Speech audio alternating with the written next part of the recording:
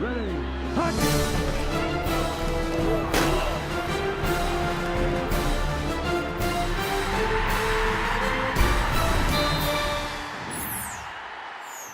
From the Pubco Studios in Oklahoma City, this is an OU update.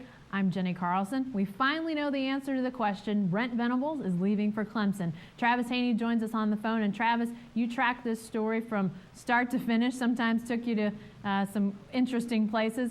It was a bit of a soap opera. What ultimately, you sort of talk us through what happened. What ultimately led Brent Venables to this decision? Well, it felt like it went back and forth all week, and then yesterday it really just turned into a tennis match. It was just going volleying back and forth, trying to figure out whether he was going, whether he was not. Clemson reporters were saying that he was pretty much all afternoon, and Brent texted me and a couple other guys here and said no, still working through the details. And then I think it was about 3-4 hours later he said that he was leaving. So we didn't know what the details were that he was working through, but it turns out it was Clemson.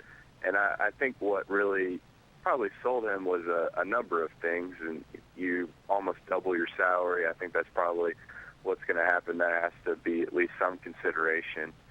The fact that Mike Stoops came back and there was at least the potential that he would have to share some of the play calling responsibilities that he'd held since 2004, and maybe some people would have considered that a demotion. I think that had to be part of it as well. And Brent had been here for 13 years, so just the idea maybe of something new is appealing at this point. I think Clemson is a place where they get the right kind of players and can be successful in a league that, frankly, isn't that good.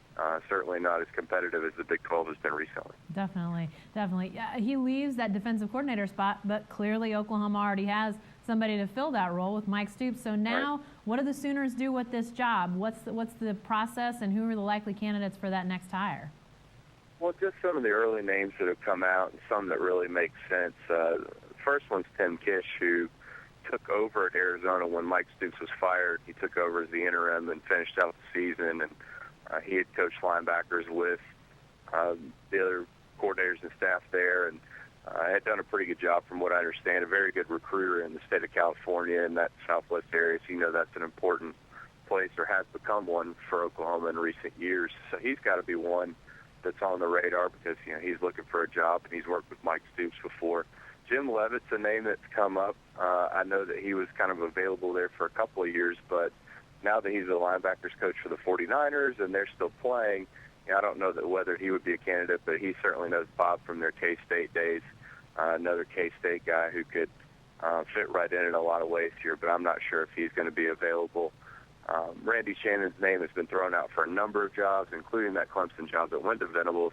I don't know whether he's damaged goods or not as a result of what happened at Miami, but if you can get him, he's a great recruiter, great defensive mind. So if he's interested, I think he's somebody you got to talk to as well. And there's a number of other candidates out there, but that's a head start.